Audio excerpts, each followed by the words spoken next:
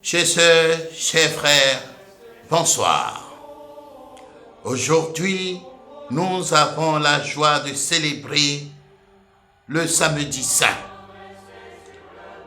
En cette nuit où le Christ est ressuscité. Pourquoi cherchez-vous le vivant parmi les morts? Pour nous rendre compte de l'histoire. Après la mort et l'enterrement de Jésus, des femmes viennent au tombeau pour embaumer le corps en le cherchant. Et le ressuscité leur est apparu avec cette question qui donne à penser. Dans un premier temps, nous allons voir comment toute l'histoire de l'humanité n'est rien d'autre que l'histoire de la quête de la vie. Et deuxièmement, nous allons voir comment nous cherchons la vie dans la mort. Et troisièmement, comment bien chercher le vivant. Le premier point, c'est toute l'histoire de l'humanité est une histoire de la quête de la vie. Toutes ces nombreuses lectures que nous avons entendues en cette nuit nous font revisiter toute l'histoire d'Israël, voire même toute l'histoire de l'humanité. Depuis la création de Dieu est une création pour la vie et non pour la mort. Ensuite, nous avons le sacrifice dans le livre de l'Exode. Le sacrifice est fait en vue de la vie. Pour la vie, nous échangeons la vie d'un animal contre la vie d'êtres humains. Ensuite, nous avons la relation de Dieu et l'humanité qui apparaît comme un mariage dans le livre d'Isaïe. Le mariage de Dieu à Israël, c'est en vue de la vie. Et nous avons enfin le prophète qui nous invite à avoir un cœur nouveau en vue de participer à la vie. Deuxième point, c'est comment cherchons-nous la vie dans la mort. Nous cherchons souvent le pain de la mort. Un pain qui ne donne pas la vraie vie. Nous cherchons souvent aussi des plaisirs éphémères. Et nous nous battons pour ces plaisirs qui passent, qui ne durent pas.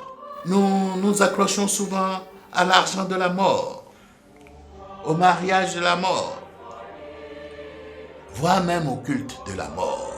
Un troisième point, comment chercher le vivant, le ressuscité.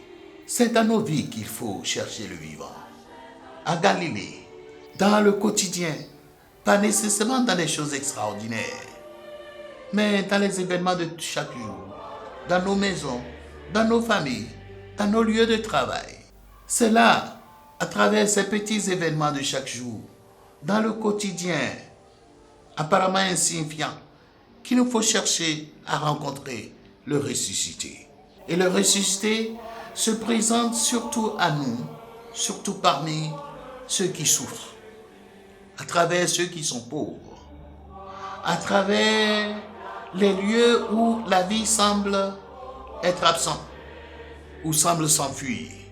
C'est justement là, à ces endroits difficiles, que se trouve la vraie vie du ressuscité. Prions pour chacune de nous, que nous puissions ouvrir nos cœurs au Christ ressuscité, que nous le cherchions au plus profond de nos cœurs vivants, de nos cœurs de chair, et non dans des cimetières, le ressuscité. Prions aussi pour nos familles, que nos familles soient vraiment des lieux où le Christ vivant se trouve présent. Que nos familles soient des lieux où le Christ donne la vie nouvelle, malgré nos péchés, malgré nos fautes, malgré nos manques d'amour. Que le Christ puisse faire vivre toutes nos familles. Prions aussi pour nos sociétés, pour nos pays, que nous puissions avoir la vie de Dieu en abondance, que nous puissions témoigner de cette vie pour participer avec le ressuscité à la création d'un monde nouveau de justice, d'amour et de paix. Dans une Afrique qui aime tellement la vie, que le Seigneur nous donne son Esprit Saint, qui nous aide à discerner la vraie vie des fausses vies qui ne sont que morts, mais présentées sous forme de vie.